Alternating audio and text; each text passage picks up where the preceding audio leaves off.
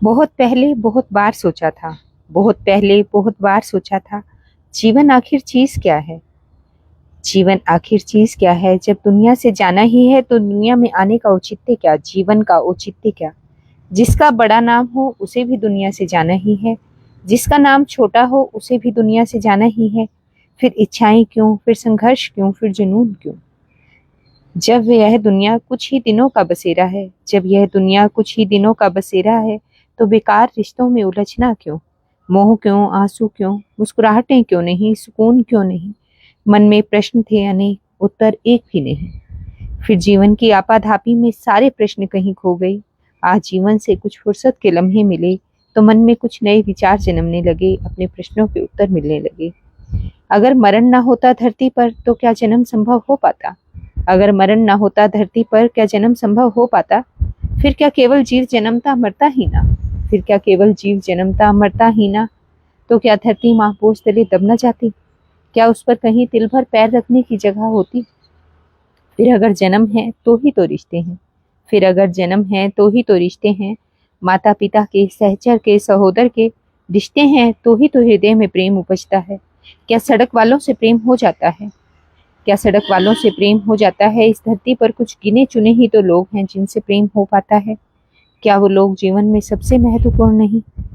क्या प्रेम और मोह में कुछ अंतर है, क्या प्रेम और मोह में कुछ अंतर है। जिससे प्रेम हो उसी से तो मोह हो पाता है, जिससे प्रेम हो उसी से तो मोह हो पाता है। मोह हो तो ही तो अपने को भूल किसी और के लिए सोच पाते हैं।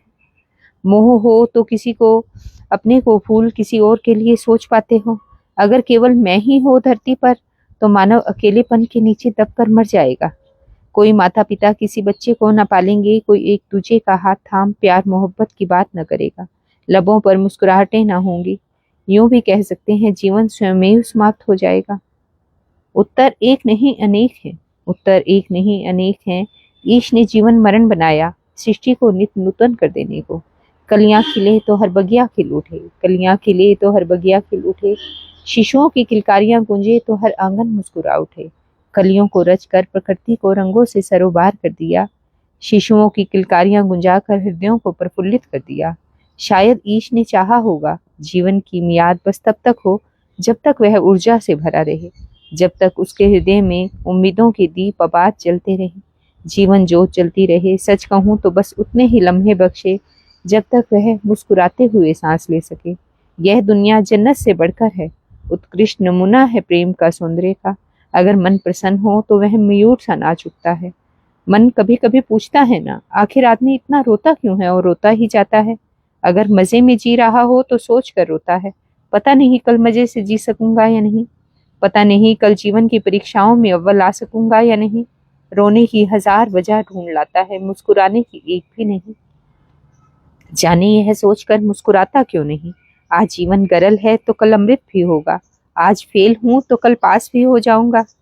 सकारात्मकता को अपनाओ, जीवन से नकारात्मकता को हटा दो, जीवन अवश्य संवरने लगेगा। अक्सर धर्म वाक्यों में सुनती हूँ, अपने जीवन से इच्छाओं को त्याग दो। अक्सर धर्म वाक्यों में सुनती हूँ, जीवन से इच्छाओं को त्याग दो, जीवन अमृत तुल्य हो जाएगा। पर यह कोई नहीं बताता, अगर इच्छाएं ना होगी तो वह उत्कृष्ट कोटि का कर्म क्यों कर सकेगा। अगर इच्छाएं ना होंगी तो वह उत्कृष्ट कोटि का कर्म क्यों कर सकेगा। यह तो हो सकता है वह अपने पेट की भूख शांत करने के लिए किसी तरह भोजन जुटा ले पड़ा रहे, पर बिन इच्छा बिन सोच वह किसी पद पर अपने पग बढ़ा सकेगा क्या। जुनून उसका साथी हो सकेगा क्या। इच्छाएं ही तो कर्म का मूल हैं, इस धरा पर फैले हुए संसार का मूल है, संघर्ष का मूल है, विकास का मूल। इच्छाएं ही तो कर्म का मूल हैं, इस धरा पर फैले हुए संसार का मूल है, संघर्ष का मूल है, विकास का मूल है। हाँ, इतना अवश्य है, मानव स्वप्न तो अपनी आंखों में जरूर सजाए, इच्छाओं से अपना हृदय जरूर रोशन करे।